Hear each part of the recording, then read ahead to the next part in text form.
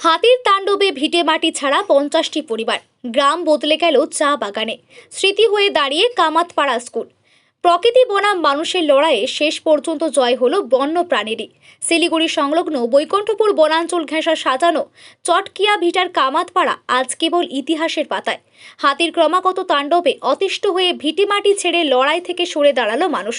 জনবসতির কোলাহল ছাপিয়ে সেখানে এখন শুধুই চা বাগানের নিস্তব্ধতা আর হাতির পায়ের ছাপ।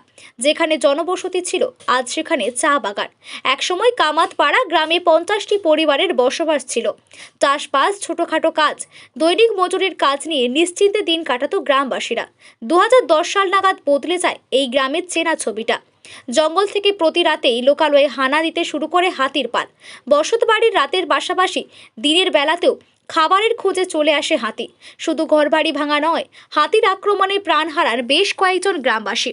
প্রাণের ভয়ে অবশেষে গ্রাম ছাড়ার চূড়ান্ত সিদ্ধান্ত নেন বাসিন্দারা।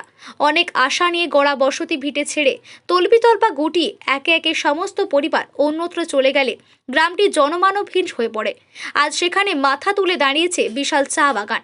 হাতির আতঙ্ক থেকে রেহাই পায়নি শিশুরাও। গ্রামের একমাত্র বিদ্যাপীঠ কামাতপাড়া প্রাথমিক বিদ্যালয় আজ পরিত্যক্ত। স্থানীয়দের কথায় হাতির ভয়ে শিশুরা স্কুলে যেতে চাইতো না। প্রাণের ঝুঁকি নিয়ে শিক্ষা লাভ করা অসম্ভব হয়ে দাঁড়িয়েছিল। শেষ পর্যন্ত পড়ুয়াদের সুরক্ষার কথা মাথায় রেখে শিক্ষা দপ্তর স্কুলটিকে অন্যত্র সরিয়ে নিয়ে যায়।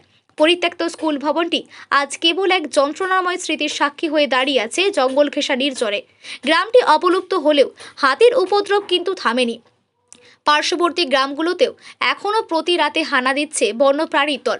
বৈকুণ্ঠপুর বন বিভাগের ডাবাগ্রাম 2 নম্বর রেঞ্জের অধীন চটকিয়া ভিটা বিট অফিসের বনকর্মীদের প্রতি রাতেই জীবনের ঝুঁকি নিয়ে হাতি তাড়াতে ছুটতে হচ্ছে। আজ যেখানে চা বাগান, সেখানে একসময় আমাদের ঘর ছিল, কচি কাঁচাদের কোলাহল ছিল। সব এখন অতীত। ভিটে মাটি হারিয়ে এখন আমরা উদ্বাস্তু।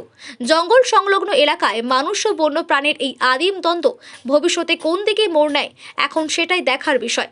কামাতপাড়া কেবল একটি গ্রামের নাম নয়, বরং বাস্তুহারা মানুষের দীর্ঘশ্বাসের প্রতিচ্ছবি হয়ে গিয়েছে উত্তরবঙ্গের মানচিত্রে। আমার নামটা সারা গ্রামটাই চলে যাবে। সোনাবালা রায় আমার নামটা। সোনাবালা রায়। আচ্ছা, এখানে সমস্যাটা কি আপনার? হাতি হাতি হাতি আসে এখানে? হ্যাঁ, আসে তো প্রতিদিন। কালকে আসছে, হঠাৎ করে আসে, প্রতিদিন আসে না। ওর এলাকা খিদে নেই, এইখানে খাবার আসে, ফরেস্টে নাই তো ওই কলা টলা খায়া দেয়া চলে যায়।